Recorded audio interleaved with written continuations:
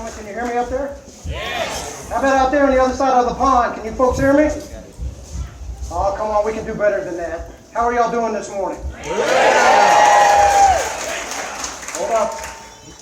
Hey, Ranger Class 0716, how the hell are you this morning?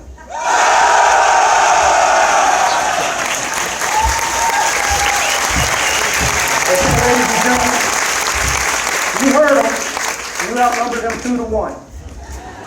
But you can tell how motivated they are. Hey, on behalf of Major General Wesley, our commanding general for the Maneuver Center of Excellence, and Colonel Vincent, our commander of the Airborne Ranger Training Brigade, welcome to you all to Hurley Hill and your Rangers in Action demonstration this morning. Before we get started, it's a tradition here that we honor some of those very special guests that we have in the audience today. These Ranger qualified men are here to see their son or grandson graduate. We're talking second, third generation Rangers that carry on that Ranger legacy. At this time, will all those Ranger qualified individuals who are in the audience with us today that have a son or a grandson graduating, would you heroes please stand so we may recognize you?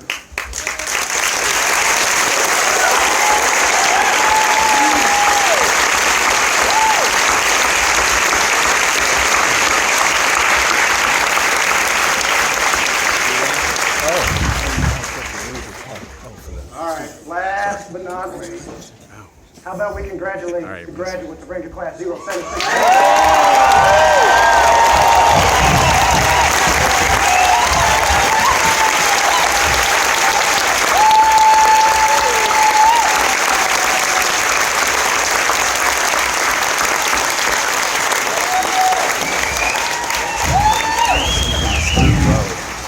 Man, I wish we'd have got that kind of reception when we graduated. That's awesome. Hey, ladies and gentlemen, this morning we're going to showcase some of those techniques that we train your Ranger students on here at the Airborne Ranger Training Brigade.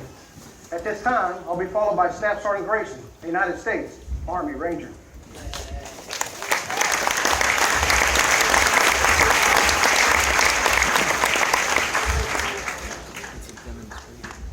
That's what happens when I have this.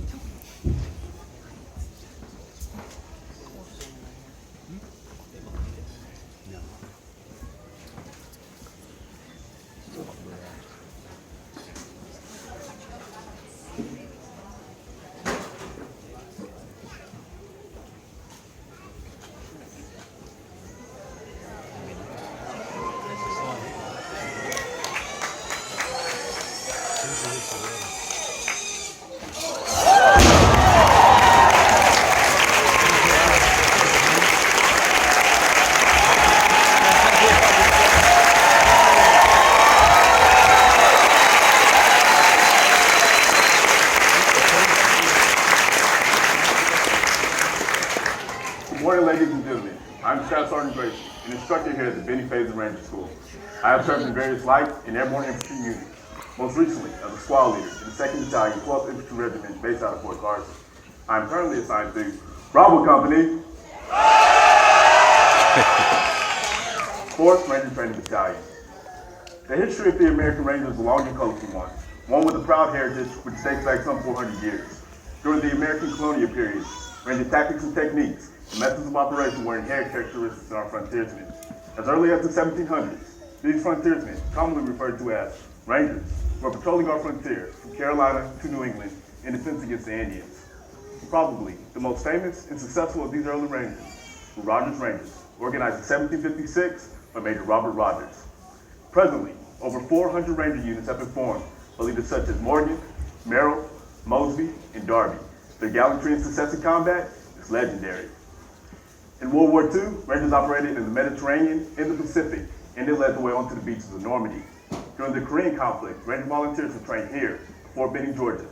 They were formed into 18 Airborne Ranger companies, 7 of which saw combat in the conflict, thus upholding the high Ranger standard of courage and daring. Rangers also served in the Republic of Vietnam, from the Delta to the DMZ, providing long-range reconnaissance and surveillance as eyes and ears for the commanders in the field. In 1983, the 1st and 2nd Ranger Battalions led the way by conducting an airborne assault onto the island of Grenada during Operation Urgent Fury. During that same time period, with the activation of the Ranger Regiment, the establishment of light infantry divisions, and a renewed emphasis on mid-to-low intensity conflict increased the importance for Ranger training. The Army recognized the need for Ranger qualified officer and non-commissioned officers to provide leadership throughout the units of the Army. The success of this initiative was most evident in December of 1989, when the 75th Ranger Regiment, along with elements of the Special Operations Forces, successfully accomplished their mission during Operation Just Cause. More recently, Ranger qualified officers and non-commissioned officers played a vital key to success in the accomplishment of the following missions: Operation Desert Storm, Operation Restore Hope in Somalia, Operation Uphold Democracy in Haiti, Operation Enduring Freedom in Afghanistan, and Operation Iraqi Freedom. The Ranger Course is 62 days in duration and is conducted in 3 separate phases.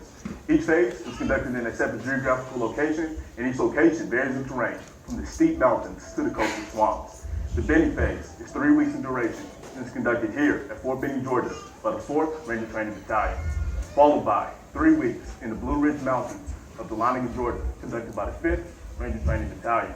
Then finally, 3 weeks in the Florida swamps at Eglin Air Force Base, conducted by the 6th Ranger Training Battalion. The purpose of the Ranger Course is to develop leadership capabilities and instill confidence, competence, and combat functional skills to select officer and non-commissioned officer volunteers of Ranger tactics and techniques so that they, upon completion of the Ranger Course, can return to their units with the full capabilities to conduct Ranger-type training. This increases the standard of training in the United States Army and gives all infantry units the capabilities to conduct Ranger-type missions. Ranger School is realistic, rugged, and to some degree hazardous. A Ranger student will be taxed both physically and mentally during his 9 weeks of training. However, some of these students are on the extended cycle program and have been recycling the Benny phase of Ranger School since the summer of 2007.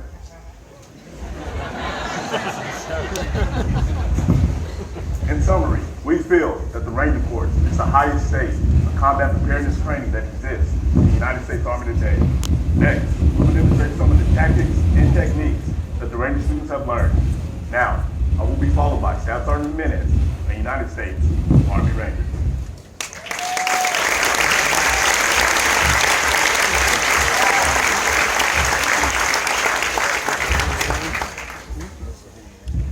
Good morning, ladies and gentlemen. My name is Staff Sergeant Jimenez, and I'm currently an instructor here at the Benning Phase Ranger School.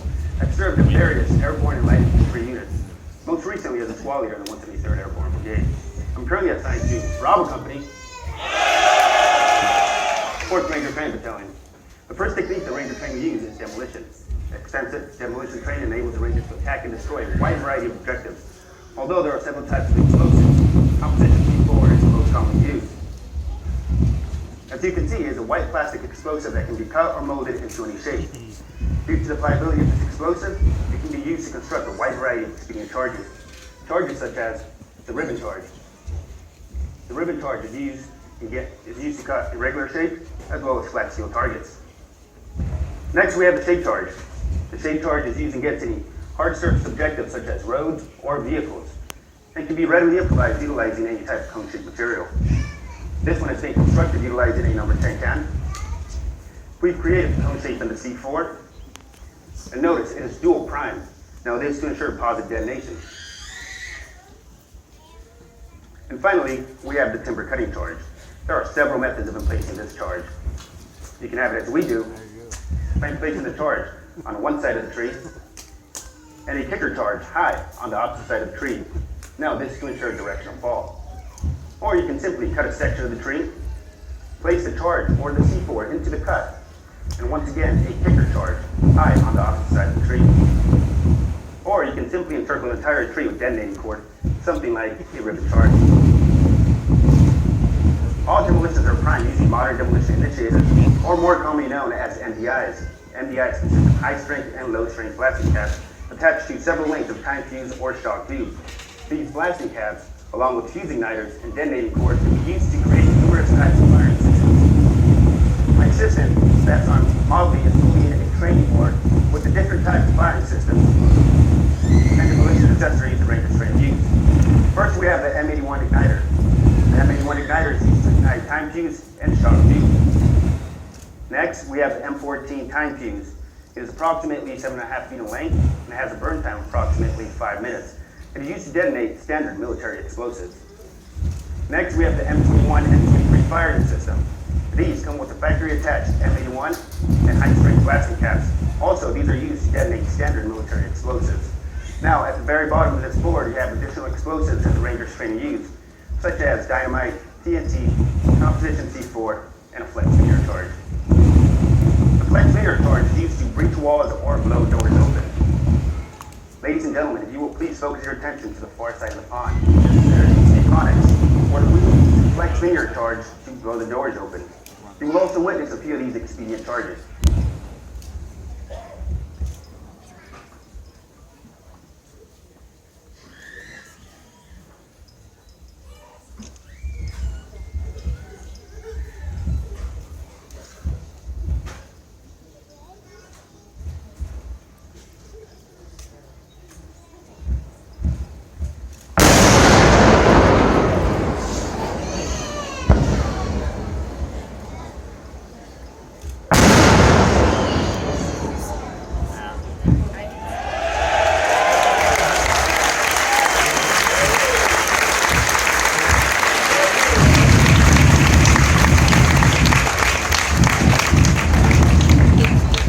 Here we have examples from previous demonstrations. First, we have the ribbon charge. Notice the smooth, clean cut set. Next, we have the shake charge. Notice the large hole punched through the 1/4 inch steel plate. And finally, when properly employed, composition C4 is capable of falling any size tree. Now that you've seen a few of the capabilities of composition C4, a few of its characteristics are that it's virtually insensitive to shock and friction, and most likely, well, really? Ladies and gentlemen, most likely composition C4 will not detonate when struck by small arms fire or rough handling. I'll do it again.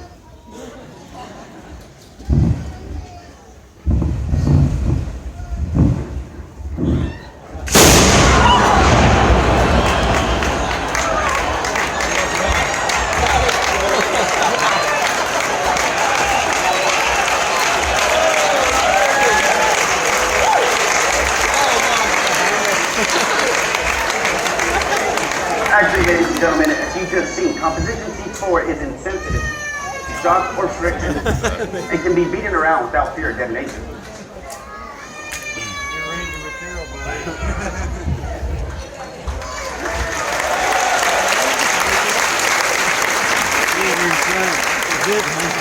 Another capability the Rangers plan to use is military mountaineering. I'll be followed by Staff Sergeant Herbert, the United States Army Ranger.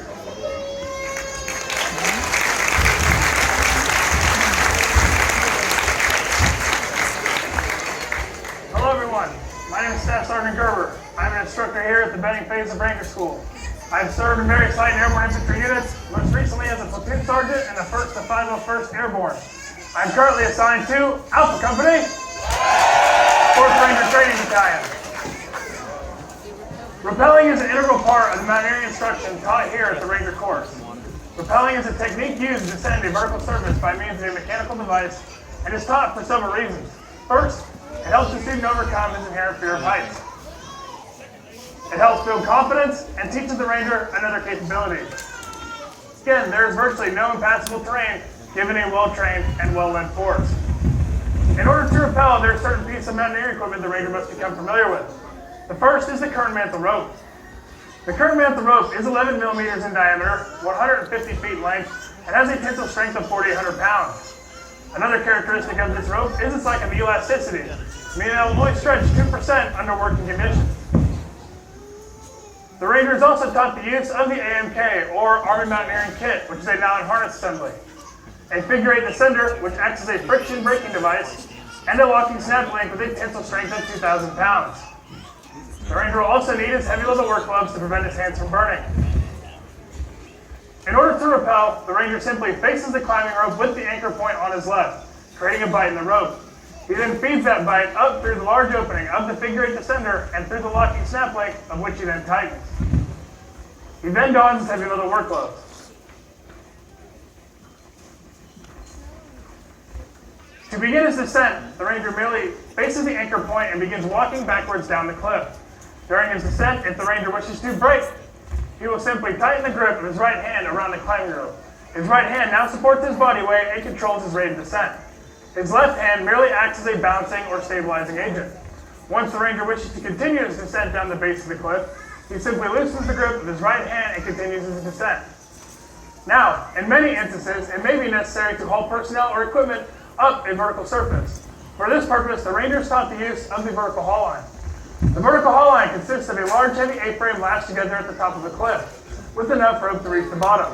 The ends of the rope are fed through a pulley or snap link at the apex of the A-frame and are then tied together, creating what is known as an endless rope. At opposite extremes of this rope are tied two butterfly knots. The ranger engages his snap link with the butterfly knots and climbs up the knotted rope which extends down the cliff. Another type of rappel the ranger is taught is the Australian rappel.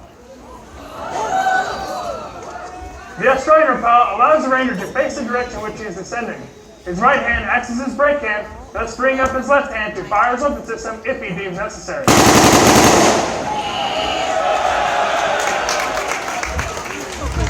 Now, in the event that a ranger is wounded and a litter is not available, the ranger is taught a technique called the buddy rappel. The casualty secures himself to the ranger by means of a nylon runner and snap link attached to the ranger's own snap link, and then lays in front and across left of the ranger. Now, during his ascent, if the ranger wishes to provide additional medical attention to his casualty, he will simply brake and do so. Once the ranger is complete providing medical aid to his casualty, he will continue his descent down the base of the cliff. Now, during this demonstration, you heard certain terms like on rappel and off rappel. The term on rappel, the ranger is about to descend and for personnel at the bottom to watch out for falling rocks or debris. The term off rappel means that a ranger has touched down, cleared his rope, and the next man can begin descending. Another type of insertion the ranger is taught is the fast rope insertion extraction system, commonly referred to as fries. The fry system consists of a 3-inch diameter hemp rope 100 feet in length, attached to a modified H-frame on an aircraft. This is normally conducted at night. In a moment, you'll observe an aircraft approaching our demonstration area on the far side of the pond. The aircraft used during today's demonstration is a UH-60 Black Hawk helicopter, with an ACL or allowable cargo load of 13 combat-equipped Rangers. Today you observe a lurch team fast roping from this aircraft. Now, as you can see, inside our demonstration area, there's enough room for the aircraft to land. And if this is a real-life scenario, it would do so. But for demonstration purposes today, you'll observe a lurch team fast roping onto the far side of the pond. The first action you'll observe is the aircraft commander stabilizing his aircraft. Once the aircraft is stabilized, the rope is then deployed. Once the rope is deployed, the Rangers will begin their descent. As you can see, this type of insertion allows the lurch team to insert into a heavily vegetated or urban environment in a short period of time. Ladies and gentlemen, please direct your attention to the demonstration area on the far side of the pond.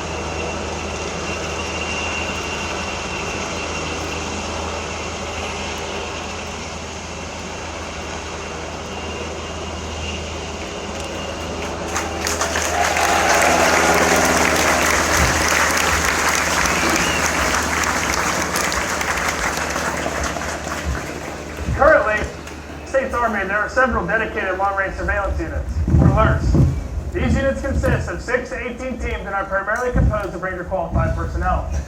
The primary mission of LRRS is to identify enemy personnel and equipment on the battlefield, and report these observations directly to their commander, thus allowing him to dedicate his resources and defeat the enemy on the field of battle. Now, because LRRS is highly skilled and will be called upon to perform hazardous missions in various climate and terrain, special exfiltration techniques have been devised to ensure that these men are available for follow-on operations. One of these methods of extraction involves a spies rig and a helicopter. The spy system consists of a 2-in-1 type braided nylon rope, 120 feet in length, and a harness assembly for every man suspended from that rope. Once again, the first action you'll observe is the aircraft commander stabilizing his aircraft. Once the aircraft is stabilized, a bag is thrown down to the team below. It's kept inside a bag to prevent it from becoming entangled underneath the aircraft. Every member of the LURS team will engage in his non-harness assembly with the spies rope and signal up to the aircraft commander, who will then move straight up, avoiding all treetops and obstacles and move out in his desired direction of flight. Once again, ladies and gentlemen, please direct your attention to the demonstration area on the far side of the pond.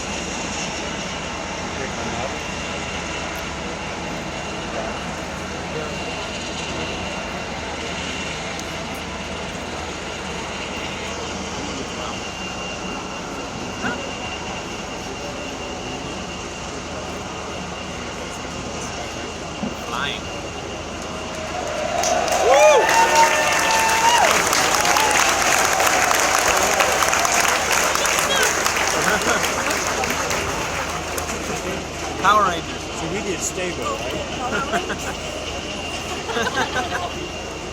Think about that.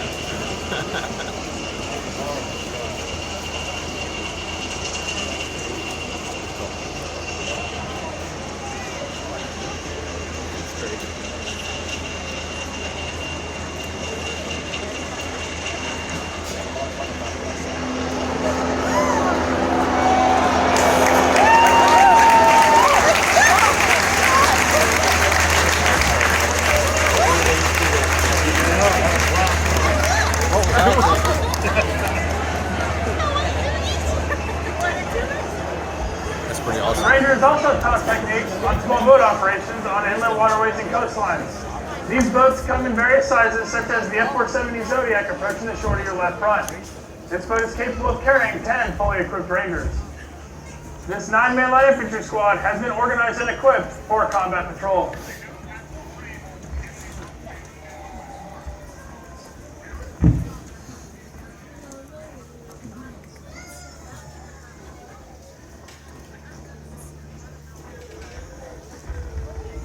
The squad leader has the additional responsibility of being the patrol leader. He is equipped with the M4 carbine. The M4 carbine is a modified version of the M16 and has a shorter barrel and adjustable buttstock. The two team leaders, the Alpha and Bravo team leader, are both responsible for their respective teams. The Bravo team leader has the additional responsibility of being the assistant to the patrol leader, and both are equipped with the M4 carbine. The automatic riflemen are equipped with the M249 Squad Automatic Weapon System, or SAW. The SAW is a belt or magazine-fed automatic rifle and primarily fires from a 200-round ammunition box, but can fire from a magazine in emergency situations.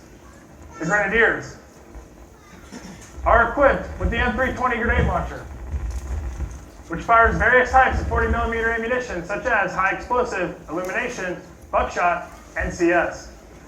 Finally, the two riflemen. Both are equipped with the M4 carbines. One rifleman has the additional responsibility of being the radio telephone operator, or RTO. He is equipped with the ANPRC 119 SINGARS tactical FM radio, which is used for secure voice and data communication with hires. The other rifleman has the additional responsibility of carrying any necessary mountaineering equipment the squad may need on their patrol. Now, as you can see, distributed throughout the squad are such items as the ICOM radio, PVS-14, PAC-2, AT-4, Claymore, and hand grenades. The ICOM radio is used for internal communication between the squad leader and his squad members and assists the squad leader in controlling his squad. The PVS-14 is a singular night vision goggle used for close-in, short-range viewing during the hours of limited visibility. The PAC-2 is a target designator capable of designating targets up to 400 meters with the assistance of a night vision device.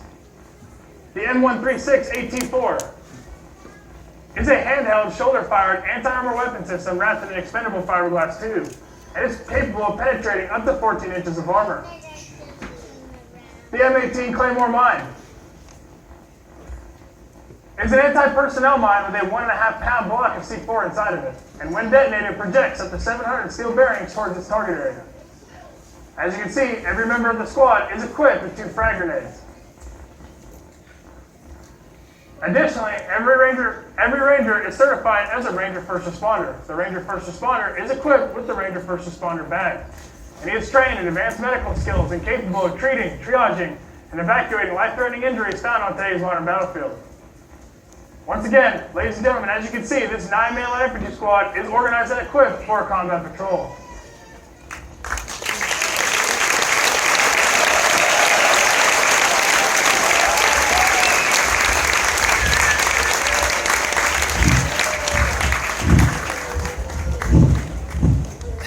Additionally, here at Ranger School, it is a requirement that all students successfully complete certain competence tests. The first of which was demonstrated earlier was the suspension and traverse. An additional requirement is that prior to the students successfully completing these competence tests, they are first demonstrated by a Ranger qualified instructor. Your demonstrator for the log walk rope drop today will be Staff Sergeant Smith, a U.S. Army Ranger. The log walk rope drop consists of climbing a vertical ladder, walking across the horizontal log, negotiating the step obstacle at the center of this log, and once he gets to the far side, he will mount the rope and use a combination of the commando and monkey crawl and move out to Ranger tab, where he will request permission to drop some 40 feet into the water.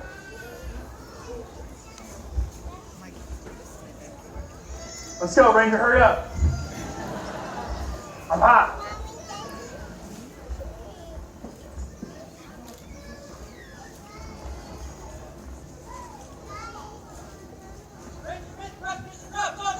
What do you think, class? You do a pull-up?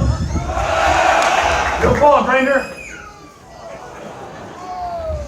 One more? Yeah. One for the airborne Ranger in the sky, Ranger. Drop.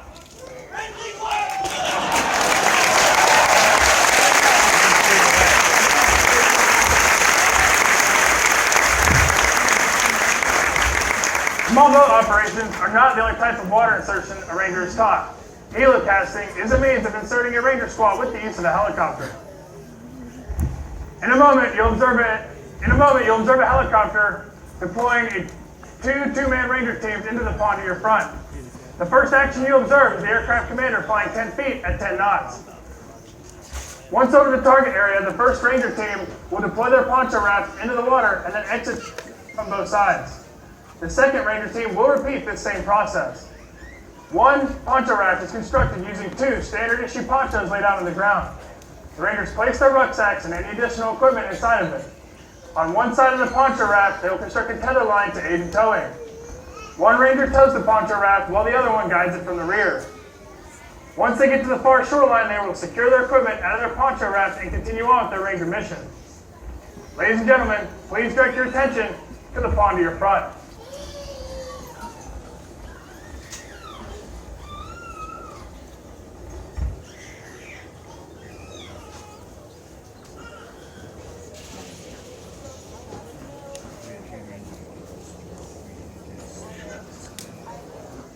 Sounds like it's behind us.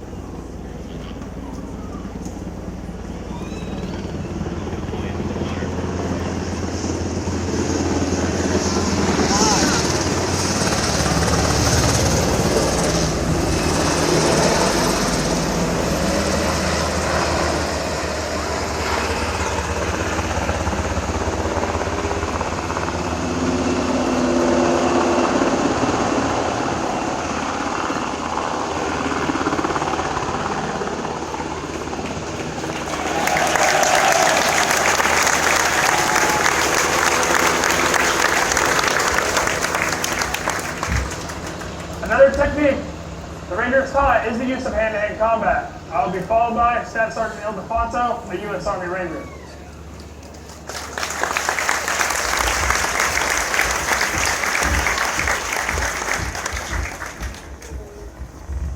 Good morning.